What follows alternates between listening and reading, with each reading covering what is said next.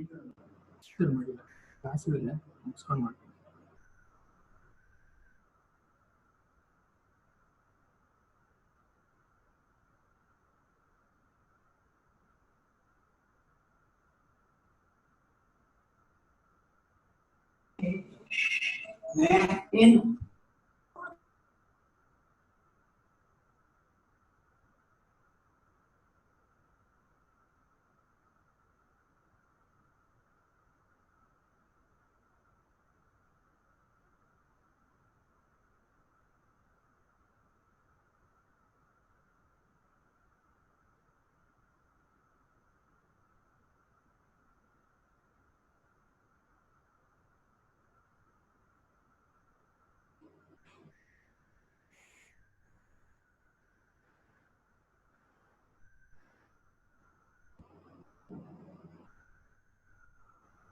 Good morning all. With your confirmation, I will start today's explanation. So please confirm the audio clarity and also the visibility on the screen. Please confirm the audio clarity and visibility on the screen.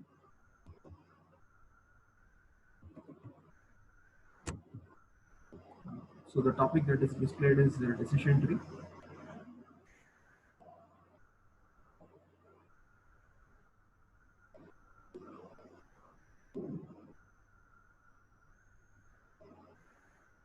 So please confirm the audio clarity, which I can continue. Yeah, I can continue only after your confirmation. I'm not sure the content is reaching you. Are you able to hear me?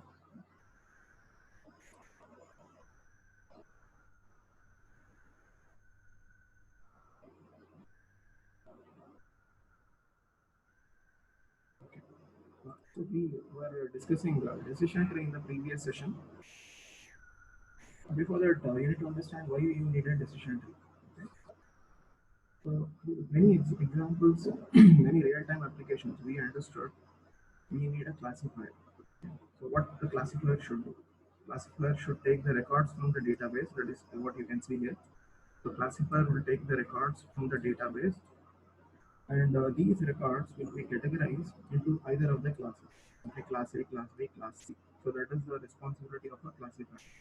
Once again, I'm repeating, classifier should take the records from the database, and it should identify whether that record belongs to class A, class B, class C. We explored many examples related to that. We understood that there can be many classes specific to each application. See, classes are application specific. For example, the previous case I saw, I had explained an application where the bank manager should decide whether to approve the loan or not. So please see, it is an application related to banking sector, and the appropriate class has been designed, has been identified. Okay, for example, approving the loan is one class, or not approving the loan is a different class. So the bottom line here is classifier will take records from the database. The records are also called as data objects, and it will classify, it will identify to which class this record belongs, whether it's class A, class B, class C. Now, few more aspects we had discussed, like class can have names. Okay, it depends on the application. That was the second point.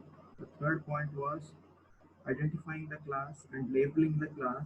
Okay, it is your responsibility. So you should do it. You means the data analyst. Okay, he should do this task. The classifier does not take up this responsibility of identifying what are the different classes, what are the labels for the class. So that needs to be done by the data analyst.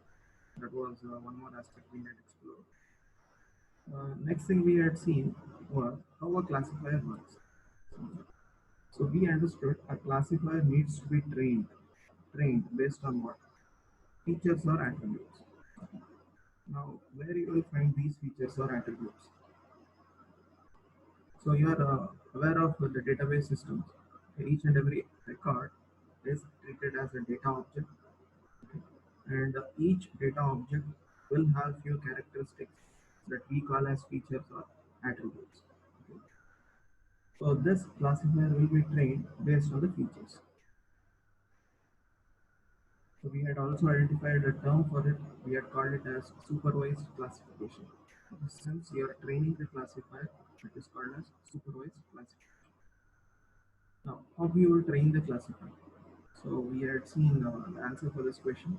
The classifier is trained by using many mechanisms. Many mechanisms are there, many methods are there. One of the popular ways of doing it is what you are seeing above, that is decision tree. So we use decision tree to train a classifier. So what is a decision tree? How it can be used? So different examples we explored, and the observation there should be classification problem is existing in all domains, in all areas across the globe. You saw its diverse nature. One example, you saw a classifier being used in a banking application. A different example, you saw it is being used in a medical application, where we need to determine whether a patient should be admitted to an ICU or whether he should be admitted in a normal ward. One more example, we explored the use of a classifier in maybe identifying the disease. Also, we explored a classifier for astronomical data. So that also we had seen. The thing is, classification problem is existing across all domains. So it is a very popular mechanism. So these things were covered in the previous sessions.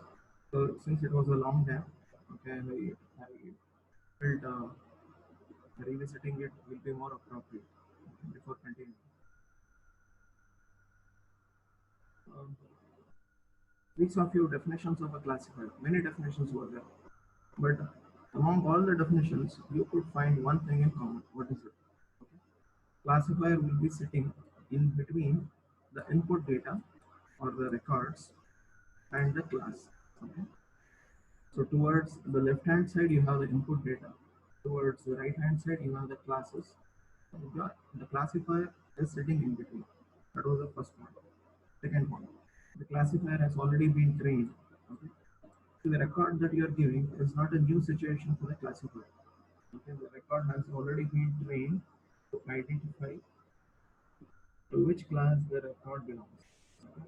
So it is already it's an expert in that particular task that is trained.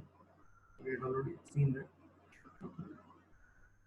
Now we had understood the significance of training also. Okay. What is a training? Through this example, I had given you detailing about training also. This was an example where we explored the banking related data. Okay, so this was a banking data where previous transactions of the customer were recorded. 10 records are there. So these are the attributes of the record. These are the attributes: homeowner, marital status, annual income. 10 records were there. So I need to build a classifier which will help me decide whether the loan should be approved to the customer or not. See, we can even do it without classifier also. The manager can do this task. Okay, he can go through the application and based on few constraints and criteria, he can decide whether to approve the loan or not. He can do it. But still, we will automate the system with the help of a classifier. Okay. So we will just feed the input data to the classifier. What is the input data in this case? The input data is the loan application submitted by the customer.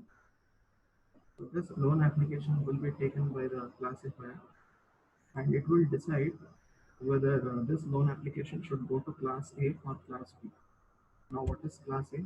Class A is the loan should be approved. Class B is loan should not be approved. So you can see the life of the manager is comfortable here. So he is reduced with the load of going through the application and making the decision. And it's an automated system. The chances of biasing corruption can also be avoided here. So that is one more benefit that carries. So this was a typical banking application which was deciding whether loan should be approved or not. Now, The classifier was built, okay, using a decision tree. Now, how this decision tree was built, we will explore that. We saw a previous data was taken, previous records of customers were taken. This was given as input to the classifier. The classifier took this record, okay, it built a decision tree. The decision tree was built by the classifier. This is the decision tree that you are seeing. Okay. This decision tree will be used by the classifier to make a decision. So we had seen how this tree was built. The observations there should be each and every column in a record. Okay, so you can see four columns in my example. In this example, you can see four columns. So the observation here should be each and every column in the record will become a node in the tree. So four columns are there here. Okay. So four columns are there here. Of these four columns, which should become the root node? That is the question. So the answer to this question up to this point of time was we randomly selected. Okay. But that is not the case in a real-time situation. So already have informed you regarding that. It will be done by computing the gain. Okay. So the problems related to that we will discuss starting from tomorrow's session. So how to compute the gain, entropy, based on which you will identify which is the root node. So among the available attributes, among the attributes 1, 2, 3, 4, okay, which attribute should become the root node? To decide on this, we will use the gain information gain. Now, at this point of time, we selected it randomly. We selected home household. So if a customer is running in his own house, we decided he is not a defaulter. Now, how we made this decision? This decision was made based on the previous observation. That is what I'm telling you. Okay.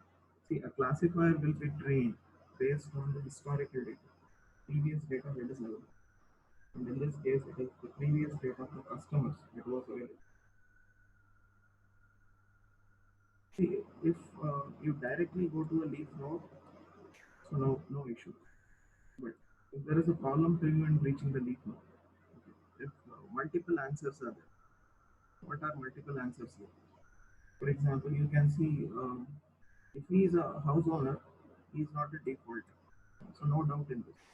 We are clear with this. What if he is not a house owner?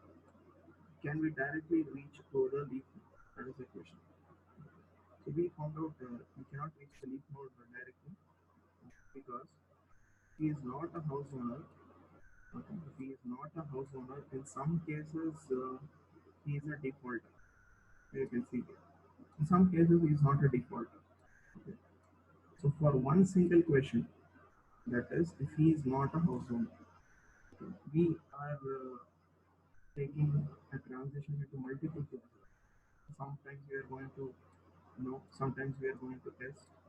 So for a single question, okay, whether he is a house owner, if he is not a house owner, okay, to which class he should go and set. For this question, we have multiple answers. Sometimes the records are indicating he is not a defaulter. Please loan to him. In some cases, it is indicating yes, he is a defaulter, reject his loan.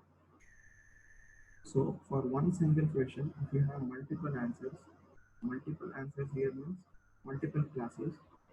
So this is the time now to introduce a new node. The same has been done. Okay. So marital status has been introduced. When this new node was introduced, what was the concept?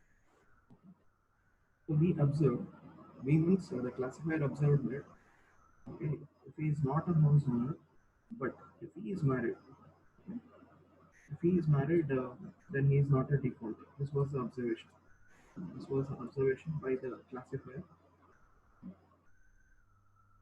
But if he is single and divorced, we got two answers.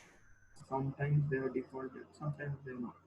So one more ambiguity for which one more node has been introduced. So the observation here is if you get a very clear answer for a question, clear answer here means if a question is directly taking you to one class, okay, then you can stop at that point. If it is taking you to multiple classes, then you need to introduce new nodes and you need to continue. So this is the working principle of a decision tree. So these were the things we had explored in the previous class, and since we had a 3-day gap, so I felt it to be appropriate to have a recap of all this stuff so that you can get a continuation. This audio is not clear. Once again, switch off the fan.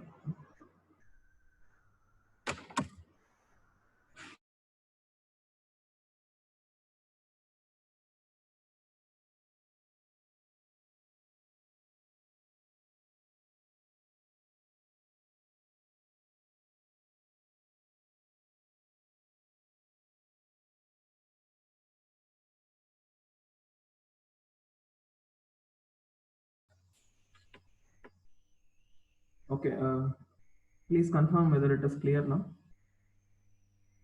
Okay. The issue was the fan was running and I forgot to switch off the fan. Okay, so now we will continue with the next topic. I mean, next section in this topic. It is Hunt's algorithm.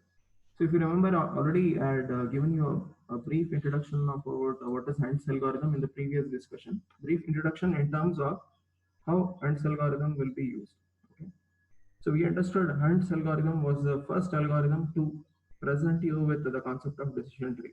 Okay, and this became very popular, widely accepted across the globe, and researchers started using this algorithm. Also, this algorithm became the fundamental basis for many more new algorithms that was proposed as an improvement to the Hunt's algorithm. Okay, so the bottom line here is Hunt's algorithm was the first algorithm to come out with the concept of decision tree. Okay. And this algorithm was a landmark algorithm. It was a milestone, okay, and a deciding point for many new algorithms. So how this algorithm works, okay. So you can see a few terminologies which you are familiar with. The first one is training record. Okay, so Hunt's algorithm requires training record. What is a training record? You are aware of. What is a training record? So training records are historical data that is already existing in the database. Okay, for example, just now we saw in the previous case, we needed a classifier which will help us decide whether loan amount should be approved or not. Okay. So what was the data that was used for training this particular classifier, for building this classifier? See, training is nothing but building, once again, building the classifier. See, the data was previous customer data that was already existing or that was already available with the bank. You saw this. Okay. So this was the historical data that was available with the bank related to processing the loan and repayment of the loan by the customer. This was the historical data. Okay. This data was taken. Okay. And based on this data, the classifier was built. The classifier was trained. So that is what the Hunt's algorithm is telling you. See, there is nothing new here. Okay. Whatever you have experienced in previous applications and discussions, we will try to put it in a more formal way. That's it. So no new concepts will be introduced in Hunt's algorithm. Already we have seen all the aspects in all dimensions. So the first point here is we need training record. Okay. Our training record has been called as DT. So we have a term for it, DT. Okay. D stands for database. T is training. Okay. So it means that the records that are there in the database will be used for training the classifier. Okay. And whatever attributes are there with the record will become the nodes. Okay. So one more thing that is required for a classifier is class label. Okay. So what is a class label? So already you have seen it. Okay. Class labels are the places where the records will be placed finally. Okay. In this previous example, we saw whether the loan amount should be approved or not. Okay. So two class labels were there. One is loan approved. The second class label is loan rejected. Okay. So that is what you are seeing. So Hunt's algorithm requires multiple classes y1, y2, y3, y4 up to yc. So y1 is class A, y2 is class B, y3 is class C. And already I have told you Hunt's algorithm will not identify these classes. Okay, you should identify. The data analyst should identify these classes and he should provide these details to the classifier. Okay, he should tell that class A is approve the loan, class B is reject the loan. Okay, so all the classes have been grouped in this mathematical model. Y is equal to y1, y2 up to yc. Okay. So based on your previous experience, understanding Hunt's algorithm will be very simple for you. So step one in the algorithm, okay. If all the records in the training data belong to the same class, okay, then T is the leaf node. That's it. Meaning that the records in the training data that belong to a specific, if it is taking you to one single class, then make it a leaf node. For example, I'll take examples because these steps you may not understand. Just speaking theoretically.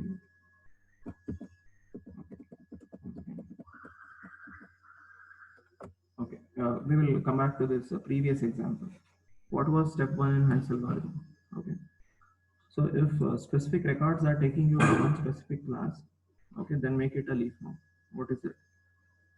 This these set of records, if you observe, 10 records were there, and in those 10 records, the records with house owner is equal to S was directly giving an indicator that they are not a default.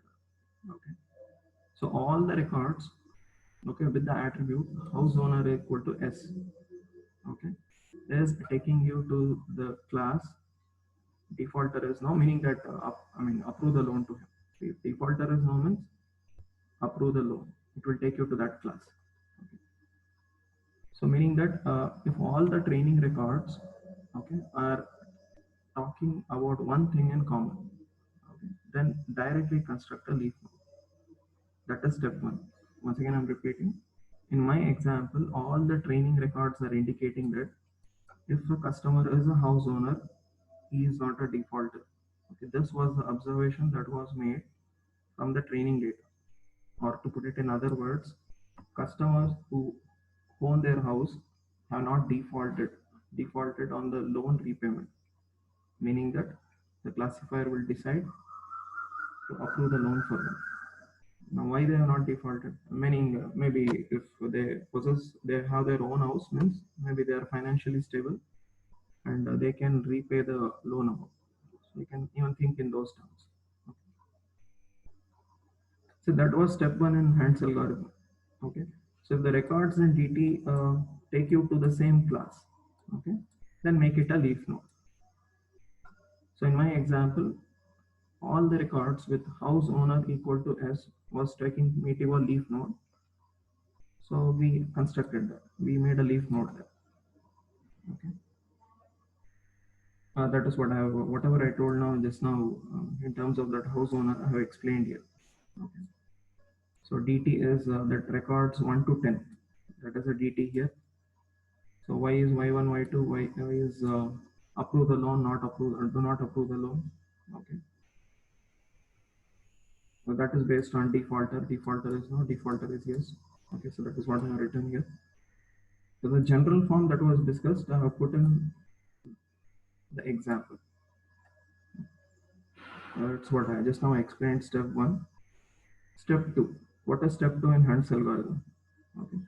So if DT contains records that belongs to more than one class, okay, what do you need to do in this case? So in this case, you need to partition the records. Okay. Once again, I know you have not understood this because these are very general principles. Now, what we did in this case, consider this question. If a customer is not a house owner, That is what I just now explained it. If a customer is not a house owner, did this question take you to a leaf node directly, okay, without any ambiguity? Did it directly take you to a leaf node without any ambiguity, like how we observed in the previous case? So in the previous case, we saw if a customer is a house owner, he is not a defaulter, meaning that approve the loan to him, give loan to him. Okay. In the second situation, did we get a similar type of answer? No, we did not experience it. So already I told you, in some cases, if a customer is not a house owner, in some cases they have defaulted. Okay. In some cases they are not defaulted. You can see here. Meaning that for the same question we have multiple answers, or to put it in, to be more specific, for the same question we have multiple classes. So in this situation, what should be done? So you know the answer for this question. In this situation, what we need to do is we need to add one more attribute. Okay, add one more attribute. Okay, so as a test condition to partition the records, okay, into smaller subsets. Okay, now what we did, we introduced one more node, marital status. So please remember, this was an attribute in our database. Okay, house owner was one attribute, marital status was one more attribute. We introduced this. Now we will try to determine whether introducing this new node will help us partition the records and help us take it to a specific class. Okay, we will see this, and we already saw this. It's not a new situation for you. We saw that after introducing a new decision node, marital status, okay, this question was taking you to a leaf node. Which question? This question. So if a customer is not a house owner, but if he is married, okay, so this question has one single answer among all the records available in the training data. Okay. Once again, I'm repeating this question. If a customer is not a house owner, but he is married, he is not a defaulter. This question has a single answer. There is no ambiguity. Ambiguity means what? Ambiguity means in some instances the records are taking you to defaulter equal to no. In some cases it is taking you to defaulter is equal to yes. One more leaf node. See, this is ambiguity and what I was talking about. Okay, if a question is taking you to multiple classes, then it's time for you to introduce a new node. You need to introduce a new node. Okay. If the question is not taking you to multiple classes and it is freezing you into one single class, okay, then you can introduce the leaf node. The same has been done, you can see. Once again, I'm repeating. Because see, being clear with this will help you solve the problems. Already I told you from tomorrow's session, we will take up problems. So if you're strong in these fundamentals, so solving the problem will become an obvious task for you.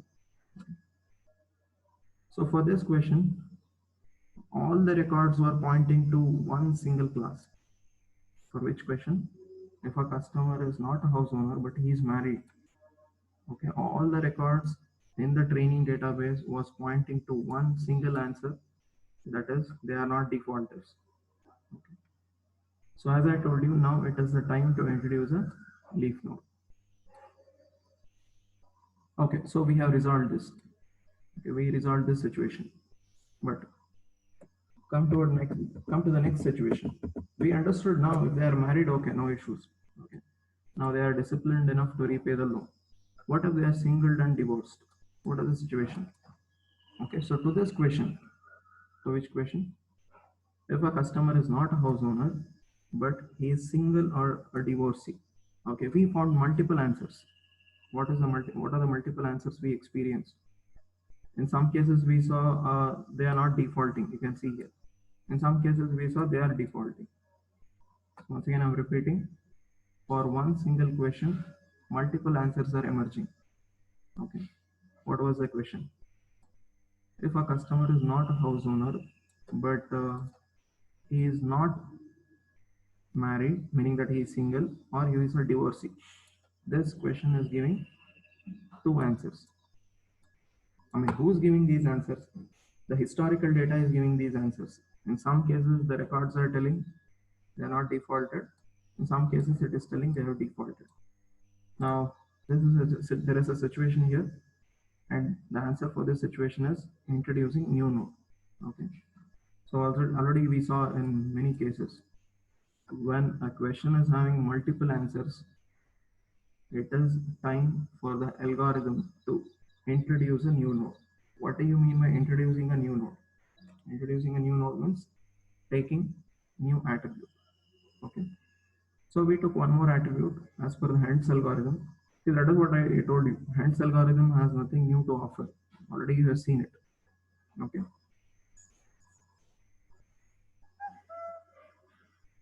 Okay. So please read this algorithm. You will get to know. Okay. If DT contains record that belong to more than one class. Okay. That is what I was telling you. Multiple answers. Multiple answer is this one.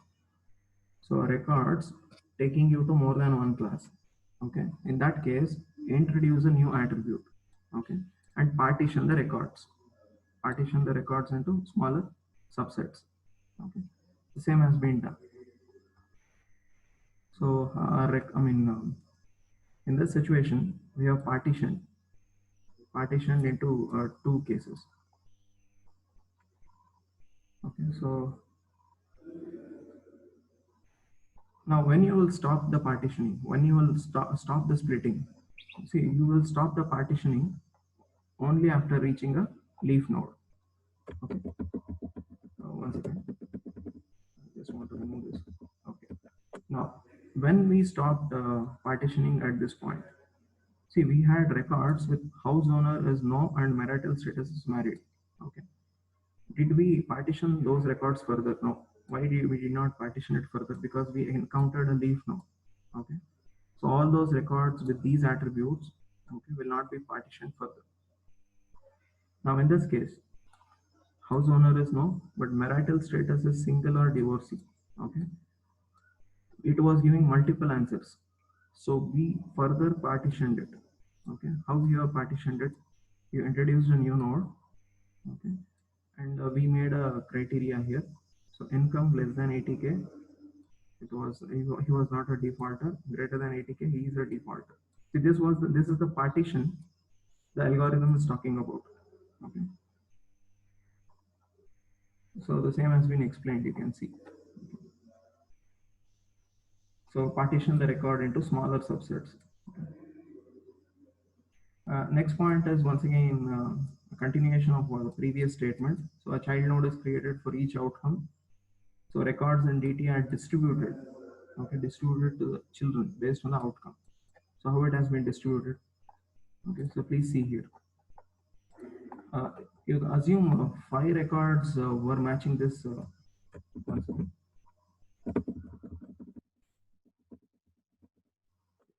You assume out of the 10 records, 5 records have taken me to this situation. Okay. 5 records have taken me here. Okay. So among those 5 records, we will assume 3 records are telling he's not a defaulter. 2 records are telling he's a defaulter. So meaning that 5 records are taking you to 2 classes. So now we introduce one more node, that is annual income. So now we got clarity. Okay. So records where income is less than 80K is taking me to one specific clear answer. A record with income greater than 80K is taking me one more specific answer. See, please understand these steps in the algorithm may appear to be overwhelming, or it may appear to be a bit confusing, but try to explore it in multiple iterations by visualizing how things are happening in the example. Okay, so you get clarity. So if a set of records are taking you to multiple classes, you need to introduce an attribute, okay, and do the partition into smaller subsets. Okay. And you can see this step. Algorithm is recursively applied. Okay. Till when? Till what? Till you reach a leaf node. That's it. Okay. So 2 steps are there in this algorithm. So what is the message from these 2 steps? The message here is just continue partitioning the records. Okay. Continue partitioning the records until and unless you reach a specific class label. That's it. For example, records with house owner is equal to S. No need of further partitioning because we got one single answer, one single class is not a defaulter. Okay. In other cases, you saw we continued with the partition. Here we partitioned. Okay. Here also we partitioned. You will continue with the partitioning of the records for the training, okay, until you reach the leaf nodes. So that is what Hunt's algorithm is indicating. Okay, just go with the partition. Just go with the partition until the question takes you to one leaf node. That's it. And do it recursively, iteratively. So that is, you can see, do it recursively. Okay, so the same thing has been repeated. This process we call as a decision tree induction. Okay, we are inducing you. Just see, we are inducing you, dividing. You are introducing the new nodes, and you are ensuring you reach the leaf nodes. Okay. So I'll not repeat it once again since already these aspects were explored. Okay.